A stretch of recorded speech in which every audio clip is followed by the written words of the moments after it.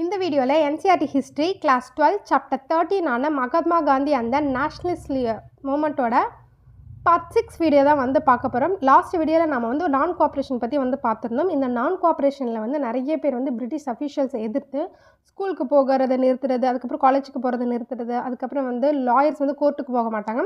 இது கூடவே வந்து நார்த்தன் ஆந்திராவில் பார்த்தீங்க அப்படின்னா ஃபாரஸ்ட் லாஸை வந்து வயலேட் பண்ணியிருப்பாங்க. அதே மாதிரி ஆவாத்தில் வந்து ஃபாரினர்ஸ் டேக்ஸ் பே பண்ண வந்து மறுத்திருப்பாங்க. அதே மாதிரி குமாவுன் அப்படின்ற இடத்துல வந்து கொலனியல் அஃபிஷியல்ஸை எதிர்த்து அவங்க வந்து லோட்ஸை வந்து கேரி பண்ணிட்டு போகிறதுக்கு வந்து அந்த பெசன்ஸ் வந்து மறுத்திருப்பாங்க. ஸோ இந்த மாதிரியான மொமெண்ட்ஸும் வந்து அந்த நான் கோஆப்ரேஷன் மொமெண்ட்டில் வந்து நடந்திருக்கும். அதுக்கப்புறமா 1922 வந்து சௌரி சௌரா இன்சிடென்ட் நடந்ததுக்கப்புறம் காந்திஜி வந்து அந்த நான் கோஆப்ரேஷன் மொமெண்ட்டே வந்து மொத்தமாக வந்து க்ளோஸ் பண்ணியிருப்பார், ஸ்டாப் பண்ணியிருப்பாங்க. அதுக்கப்புறமா அவரையும் பிடிச்சி ஜெயிலில் போட்டு 1924 வந்து ரிலீஸ் பண்ணியிருப்பாங்க. ரிலீஸ் பண்ணதுக்கப்புறமா காந்திஜி வந்து கொஞ்சம் வருஷத்துக்கு வந்து இந்த பொலிட்டிக்கலாக எந்த விஷயமும் பண்ணாமல் சோஷியல் ரிஃபார்ம் ஒர்க்ஸில் மட்டுமே வந்து கான்சென்ட்ரேட் பண்ணிட்டு இருந்திருப்பார். ஃபார் எக்ஸாம்பிளுக்கு இந்த அன்டச்சபிள்ஸ்க்கு வந்து இது பண்ணுறது, ஃபார்மர்ஸ்க்கு எதிராக வந்து ஹெல்ப் பண்ணுறது, இந்த மாதிரி நிறைய விஷயங்கள் வந்து இந்த சோஷியல் ரிஃபார்ம் ஒர்க்ஸ் தான் வந்து பண்ணிகிட்டு இருப்பார். லேட்டராக 1928 தான் பார்த்தீங்க அப்படின்னா திருப்பியும் வந்து பொலிட்டிக்கல் வைஸ் வந்து காந்திஜி வந்து ரீஎன்ட்ரி கொடுக்குறாரு. இந்த ரீஎன்ட்ரி எப்போ பார்த்தீங்க அப்படின்னா ஒயிட் சைமன் கமிஷன் அப்படின்றது வந்து இங்கிலாந்துலேருந்து இந்தியாவில் கொலோனியல் ரூல் எப்படி இருக்குது, அதோட கண்டிஷன் எப்படி இருக்குது அப்படின்றத பார்க்கறதுக்காக வந்து அந்த சைமன் கமிஷன் அப்படின்றவங்க வந்து அப்பாயிண்ட் பண்ணியிருப்பாங்க அந்த கமிட்டியை. அந்த கமிட்டியை எதிர்த்து வந்து இந்தியாவில் எல்லோரும் வந்து போராட ஆரம்பிச்சிருப்பாங்க. அந்த போராட்டத்துக்கு காந்திஜி வந்து போராடி இருக்க மாட்டார், ஆனால் அவரோட பிளெஸ்ஸிங்ஸை போராடுறவங்களுக்கு வந்து கொடுத்துருப்பாரு. இதே சமயத்தில் இந்த சைமன் கமிஷனை எதிர்த்து போராடக்கூடிய அதே சமயத்தில் பார்த்தீங்க அப்படின்னா காந்திஜி வந்து பரோட்லி அப்படின்ற இடத்துல வந்து பெசன்ட் சத்தியாகிரகா வந்து பண்ணிகிட்டு இருப்பார். இதுக்கப்புறமா 1929 டிசம்பரில் வந்து காங்கிரஸோட ஆனுவல் செஷன் வந்து நடந்திருக்கும் லாகூரில். அந்த லாகூர் செஷனில் பார்த்திங்க அப்படின்னா 2 முக்கியமான விஷயங்கள் வந்து பண்ணியிருப்பாங்க. ஒன்று வந்து ஜவஹர்லால் நேருவை வந்து எலெக்ஷனில் பிரசிடெண்ட்டாக வந்து எடுக்கிறது அப்படின்றத வந்து முடிவு பண்ணியிருப்பாங்க, அவரை பிரசிடெண்ட்டாக ஆக்கியிருப்பாங்க. இதில் என்ன முக்கியமான விஷயம் அப்படின்னா, இதுக்கு முன்னாடி வரைக்கும் பார்த்திங்க அப்படின்னா காந்திஜியோட அப்பா இந்த மாதிரியான பெரிய கொஞ்சம் ஏஜ்டு பீப்புள்ஸ் தான் வந்து இந்த பொலிட்டிக்கல் இதில் வந்து பதவியில் வந்து இருந்திருப்பாங்க. இப்போ தான் வந்து ஜவஹர்லால் நேருவை வந்து பிரசிடெண்ட் ஆக்கி, அதாவது அப்போ அவர் வந்து யங்காக இருந்திருப்பார். ஸோ யங்ஸ்டர்ஸ்க்கும் வந்து பதவி கொடுக்குறது, இந்த மாதிரியான விஷயங்கள்லாம் வந்து பண்ணியிருப்பாங்க. இது வந்து ஒரு முக்கியமான விஷயம். 2வது முக்கியமான விஷயம் என்ன பார்த்தீங்க அப்படின்னா பூர்ண ஸ்வராஜ் அப்படின்றத வந்து ஏற்றிருப்பாங்க. அதாவது இனிமேல் நம்ம வந்து எங்களுக்கு இந்த சுதந்திரம் தாங்க, இப்படி பண்ணாதீங்க, இந்த கமிஷன் கொண்டு வராதிங்க, இந்த மாதிரியான சட்டங்கள் கொண்டு வராதிங்கன்னு போராட வேணாம், மொத்தமாக எங்களுக்கு பூர்ண ஸ்வராஜ் கம்ப்ளீட் இண்டிபெண்டன்ஸ் வேணும் அப்படின்றது தான் வந்து நம்மளோட நோக்கமாக இருக்கணும் அப்படின்ற மாதிரி இந்த 2 விஷயத்தையும் வந்து கொண்டு வந்திருப்பாங்க. ஒன்று வந்து யங்ஸ்டர்ஸை வந்து பதவி கொண்டு வரது, 2வது வந்து பூர்ண ஸ்வராஜ். இந்த பூர்ண ஸ்வராஜ் அறிவிச்சதுக்கப்புறம் என்ன பண்ணியிருப்பாங்க அப்படின்னா இவங்களே இண்டிபெண்டன்ஸ் அப்படின்ற ஒரு விஷயத்தை வந்து கொண்டு வந்திருப்பாங்க. நம்ம வந்து ஜனவரி 26 1930 அப்போ வந்து 1930 அப்போ நம்ம வந்து இண்டிபெண்டன்ஸ் வாங்கிடணும், இதுதான் நம்மளோட இண்டிபெண்டன்ஸ் டேன்னு அவங்களே அனௌன்ஸ் பண்ணிவிட்டு, அதே மாதிரி ஆன் 26 ஜனவரி 1930 அப்போ பார்த்தீங்க அப்படின்னா இவங்களே அந்த இண்டிபெண்டன்ஸ் டே அப்படின்றத வந்து செலிப்ரேட் பண்ண ஆரம்பிப்பாங்க.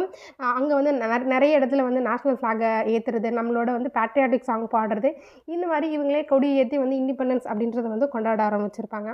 இந்த இண்டிபெண்டன்ஸை எப்படி கொண்டாடணும் அப்படின்னு சொல்லிட்டு வந்து காந்திஜியும் வந்து சில விஷயங்கள் வந்து சொல்லியிருப்பார். அதில் என்னென்னு பார்க்கலாம். அது என்னென்னா, அதாவது எல்லா வில்லேஜஸ் அதுக்கப்புறம் சிட்டிஸ்லேயும் பார்த்திங்க அப்படின்னா ஒரே நேரத்தில் வந்து கொடி ஏற்றணும். அதே மாதிரி இந்த கொடி ஏற்றும் போது பார்த்திங்க அப்படின்னா ட்ரம்ஸ் அப்படின்றது பாரம்பரியமாக வந்து அந்த ட்ரெடிஷ்னலாக வந்து இந்த இதை நம்ம கொண்டு வந்து போய் செலிப்ரேட் பண்ணணும். அதே மாதிரி கொடி ஏற்றி நம்ம வந்து செலிப்ரேட் பண்ணணும் அப்படின்ற மாதிரி வந்து சொல்லியிருப்பார். இந்த கொடி ஏற்றி ட்ரம்ஸ்லாம் வந்து அடித்து செலிப்ரேட் பண்ணதுக்கப்புறம் பார்த்திங்க அப்படின்னா மீதி இருக்கிற நாட்களை, அதாவது அந்த டேயில் மீதி டைம் இருக்கும் இல்லையா, அந்த டைம் நம்ம வந்து ஒரு கன்ஸ்ட்ரக்டிவ் ஒர்க்காக வந்து பண்ணணும். ஃபார் எக்ஸாம்பிளுக்கு இந்த ஸ்பின்னிங் பண்ணுறது, அப்படி இல்லைனா வந்து அந்த அன்டச்சபிள்ஸ்க்கு வந்து சர்வ் பண்ணுறது, ஹிந்து முஸ்லீம்ஸ்க்கான வந்து ரீயூனியனுக்காக ஏதாவது ஒரு விஷயம் பண்ணுறது, இல்லைனா இது எல்லாத்தையும் வந்து சேர்ந்த மாதிரி பண்ணுறது, இந்த மாதிரியான நல்ல விஷயங்களை அந்த நாள் ஃபுல்லாக வந்து பண்ணிகிட்ருக்கணும் அப்படின்ற மாதிரி வந்து காந்திஜி வந்து சொல்லியிருப்பார். அதே மாதிரி அந்த இண்டிபெண்டன்ஸ் டே செலிப்ரேஷனில் பார்ட்டிசிபேட் பண்ண எல்லாருமே வந்து ஒரு பிளட்ஜு வந்து எடுத்துக்கணும். அவங்க என்ன பிளட்ஜு எடுத்துக்கிறாங்க அப்படின்னா,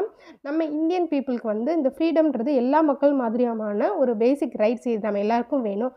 அதே மாதிரி நம்மளோட ஃப்ரூட் ஆஃப் த டாயில் அப்படின்னா நம்ம கஷ்டப்பட்டு உழைக்கிறதுக்கு நமக்கான பலன் நமக்கு கிடைக்கணும் அப்படின்ற மாதிரியான ஒரு ஓத்தம் வந்து எடுத்துப்பாங்க. அதே மாதிரி பார்த்திங்க அப்படின்னா இந்த ஆட்சியில் இந்த பிரிட்டிஷ் கொலோனியல் ஆட்சி மட்டும் இல்லை, இதுக்கப்புறமா ஏதாவது ஒரு ஆட்சி வருது, அந்த ஆட்சி வந்து நம்மளோட ரைட்ஸ்லாம் எடுத்துக்கிட்டு நம்மளை வந்து சப்ரஸ் பண்ணுறாங்க அப்படின்னா அந்த ஆட்சியும் வந்து ஃபுல்லாக அபாலிஷ் பண்ணுறதுக்கான மூமெண்ட்ஸும் வந்து நம்ம வந்து எடுக்கணும், அதையும் நம்ம வந்து அபாலிஷ் பண்ணணும் அப்படின்ற மாதிரியான நம்ம ரைட்ஸை நம்ம வந்து எப்போதுமே வந்து பெறணும் அப்படின்ற மாதிரியான வந்து ஒரு பிளட்ஜ் வந்து எடுத்துப்பாங்க. நெக்ஸ்ட்டு வந்து தண்டி. இண்டிபெண்டன்ஸ் டேக்கு அதுக்கப்புறமா, அதாவது அந்த 26 ஜனவரி 1930 வந்து இண்டிபெண்டன்ஸ் டேன்னு சொல்லிட்டு வந்து செலிப்ரேட் பண்ணியிருப்பாங்க இல்லையா? அந்த செலிப்ரேஷனுக்கு அப்புறமா காந்திஜி என்ன முடிவு பண்ணியிருப்பாரு அப்படின்னா, இந்த தண்டி மார்ச் அப்படின்ற ஒரு விஷயத்த வந்து பிளான் பண்ணியிருந்திருப்பாரு. இந்த தண்டி மார்ச் அப்படின்றது என்ன அப்படின்னா, அந்த காலத்தில் வந்து சால்ட்டுக்கு வந்து நிறைய வந்து டேக்ஸ் போட்டுட்டு இருந்திருப்பாங்க. ஏன் இவர் வந்து சால்ட்டை மெயினாக எடுக்கிறாரு, மற்ற டேக்ஸும் இருக்கும்போது ஏன் சால்ட் எடுக்கிறாருன்னா, சால்ட் வந்து இந்தியன் ஃபுட்டில் ஒரு ரொம்ப முக்கியமான விஷயம். அதை வந்து நம்மளால் தவிர்க்க முடியாது.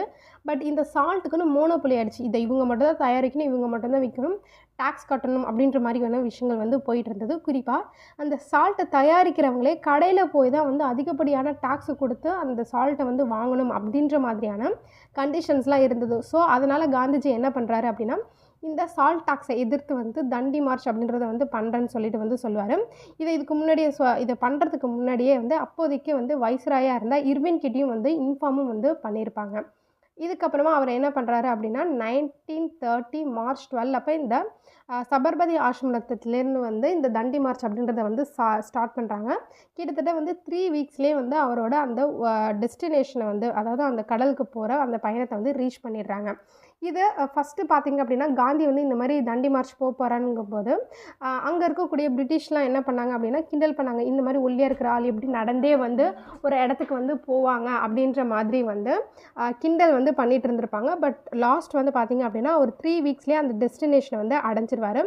அதுக்கப்புறமா அவர் வந்து அந்த ஓஷனை அடைஞ்சதுக்கப்புறமா பார்த்திங்க அப்படின்னா அவர் வந்து லா வைஸ் வந்து ஒரு கிரிமினலாக வந்து பார்க்கப்பட்டார். ஏன்னா அப்போ வந்து இது வந்து ஒரு கிரிமினலான விஷயமா வந்து பார்க்கப்பட்டுட்டு இருந்தது இல்லையா? அதனால் அவரை வந்து கிரிமினல் அப்படின்ற மாதிரி வந்து முத்திரை பதிச்சிருப்பாங்க. ஸோ நெக்ஸ்ட்டு இந்த பாக்ஸில் என்ன கொடுத்துருக்காங்க அப்படின்னு சொல்லிட்டு வந்து பார்க்கலாம். ஏன் வந்து சால்ட்டு வந்து ஒரு சிம்பிளாக ப்ரொட்டஸ்ட்டில் எடுத்துக்கிட்டாங்க அப்படின்னு வந்து காந்திஜி சொல்கிற மாதிரி வந்து கொடுத்துருக்காங்க. அவர் என்ன சொல்கிறாரு அப்படின்னா, இந்த சால்ட்டுன்றது பேசிக்கான விஷயம். இதில் வந்து நிறைய டேக்ஸ் வந்து போடுறாங்க. இயற்கையாக நமக்கு அதிகமாக கிடைக்கக்கூடிய ஒரு நேச்சுரலான ஒரு சப்ஸ்டன்ஸை நமக்கு கிடைக்க விடாமல் வந்து தடுக்கிறாங்க. ஈவன் சம்டைம்ஸ் வந்து 14 டைம்ஸ் ஆஃப் வந்து டேக்ஸை வந்து இன்க்ரீஸ் பண்ணுறாங்க. இதனால் நம்ம வந்து அந்த உப்பே வந்து வேணான்னு சொல்கிற மாதிரி அளவுக்கு நம்ம அதை வந்து கொண்டு வராங்க. நம்ம நாட்டில் இருக்கக்கூடிய நம்மளோட வளத்தை நம்மளே யூஸ் பண்ணக்கூடாதுன்னு அவங்க நினைக்கிறாங்க. அதனால இந்த மாதிரிலாம் வந்து பண்ணுறாங்கன்ற மாதிரி வந்து சொல்கிறாங்க. குறிப்பாக வந்து கொங்கன் கோஸ்ட்டில் வந்து நிறைய வந்து அந்த சால்ட்டை வந்து tons and tons of salt வந்து டிஸ்ட்ராய் பண்ணியிருக்காங்க. ஏன்னா வந்து நம்ம வந்து கன்சியூம் பண்ணக்கூடாது, இந்தியன்ஸ் வந்து கன்சியூம் பண்ணக்கூடாது, அவங்களுக்கு இதெல்லாம் வந்து கிடைக்கக்கூடாது, அவங்க அதிகப்படியான டேக்ஸ் கொடுத்து வாங்கணும், அப்போ தான் வந்து அவங்க இதை வந்து தவிர்ப்பாங்க, இதை வேணான்னே நினச்சிருவாங்க. அதே மாதிரியான ஒரு விஷயந்தான் வந்து இந்த தண்டிலையும் வந்து நடக்குதுன்னு கேள்விப்பட்டேன். ஸோ இந்த மாதிரியான ஸ்டோரிஸ் வந்து இங்கே நடக்கிறதுனால இதை எடுத்து சால்ட் ப்ரொட்டஸ்ட்டை எதிர்த்து தண்டிக்கு போகிற மாதிரி வந்து நான் வந்து இந்த சால்ட் சத்தியாகிரகா வந்து இது பண்ணுன்ற மாதிரி வந்து கொடுத்துருப்பாங்க. ஏன் இவர் வந்து சால்ட் சத்தியாகிரகாவை எடுத்தார், அதையும் குறிப்பாக வந்து தண்டிலையே எடுத்தாருன்றதுதான் வந்து இந்த இதில் வந்து கொடுக்குறாங்க. இதை குறிப்பாக என்ன சொல்கிறாங்கன்னா, இந்த சால்ட் மோனோபொலின்றது அவங்களுக்கு மட்டுமே வந்து வச்சுருக்காங்க.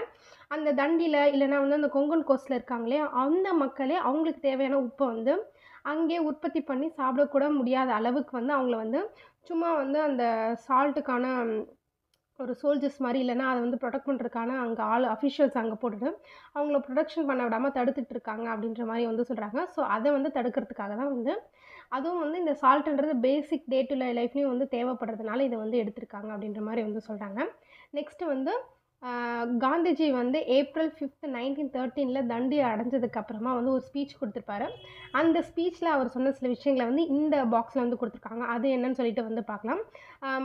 காந்திஜி வந்து தண்டியை வந்து ரீச் பண்ணோடனே அவர் என்ன சொல்லுவார்னா, நான் வந்து சபர்மதியிலேருந்து வந்து கிளம்பும்போது என்னை வந்து இந்த அளவுக்கு வந்து விடுவாங்க நான் எதிர்பார்க்கல, தண்டி வரைக்கும் நான் வருவேன்னு நான் எதிர்பார்க்கவே இல்லை, என்னை அரெஸ்ட் பண்ணிடுவாங்கன்னா வந்து நிறைய ரூமர்ஸ் வந்து இருந்தது. அதே மாதிரி என் கூட இருக்கிறவங்களையும் வந்து நிறைய பேர் வந்து அரெஸ்ட் பண்ணுவாங்கன்னா வந்து எல்லாருமே நினச்சாங்க. பட் நான் வந்து இந்த தண்டி வந்து அடைஞ்சிட்டேன், என் கூடவே சேர்ந்து என்னோடய ஃபாலோவர்ஸும் வந்து வந்துட்டாங்க. பட் இதுக்கு வந்து நிறைய பேர் என்ன சொல்கிறாங்க அப்படின்னா, நம்மளை அரெஸ்ட் பண்ண, அதாவது இந்த மாதிரி நடந்து வரவங்களை அரெஸ்ட் பண்ணால் இவங்களை சுற்றி இருக்கிற கவர்மெண்ட்ஸ் இல்லைனா வந்து பக்கத்து நாடு இல்லைனா வேறு சிலர் வந்து ஏதாவது கமெண்ட் அடிப்பாங்க அப்படின்ற மாதிரியான ஒரு விஷயத்துக்காக இவங்க வந்து அரெஸ்ட் பண்ணப்படலைன்னு வந்து சொல்கிறாங்க.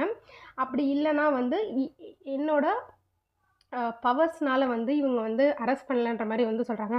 எது எப்படி இருந்தாலும் இவங்க அரெஸ்ட் பண்ணாம இருந்ததே ஒரு பெரிய விஷயம். அவங்க எந்த ரீசன்னாலும் வந்து அரெஸ்ட் பண்ணாம இருந்தா கூட, மேபி அந்த ஃபியர்னால மத்தவங்க என்ன சொல்லிடுவாங்களோன்ற ஃபியர்னால கூட இவங்க அரெஸ்ட் பண்ணாம இருந்திருக்கலாம். பட் இந்த அளவுக்கு இந்த தண்டிய வந்து ரீச் பண்ற அளவுக்கு நம்மளையும் என்னையும் மத்தவங்களையும் வந்து அரெஸ்ட் பண்ணாம விட்டதுக்கே வந்து இவங்கள கங்ராட்ஸ் பண்ணணும் அப்படின்ற மாரி வந்து அ இவர் வந்து சொல்லியிருப்பாரு. மேபி நம்ம சால்ட் லாவ வந்து பிரேக் பண்ணலாம். இந்த கவர்மெண்ட் இந்த நம்ம ப்ரொடெஸ்ட் எவ்வளோ நேரம் வந்து சமாளிப்பாங்க, இல்லன்னா வந்து பொறுத்துப்பாங்கன்னு தெரியாது. நாளைக்கு அரெஸ்ட் பண்ணலாம். பட் அட்லீஸ்ட் இதுவரைக்கும் நம்மள வந்து விட்டதே என்ன வந்து தண்டி வரைக்கும் வந்து அரெஸ்ட் பண்ணாம விட்டதே வந்து நான் பெரிய விஷயமா பார்க்குறேன். அவங்கள வந்து கங்ராட்ஸ் பண்றேன் அப்படின்ற மாரி வந்து அந்த ஸ்பீச்ல வந்து சொல்லியிருப்பாரு. ஸோ இதுதான் வந்து இந்த பேராகிராஃப்ல வந்து குடுத்துருக்காங்க. ஸோ இதோட இந்த வீடியோவ முடிச்சுக்கலாம். நெக்ஸ்ட் வீடியோல பார்க்கலாம். Thank you.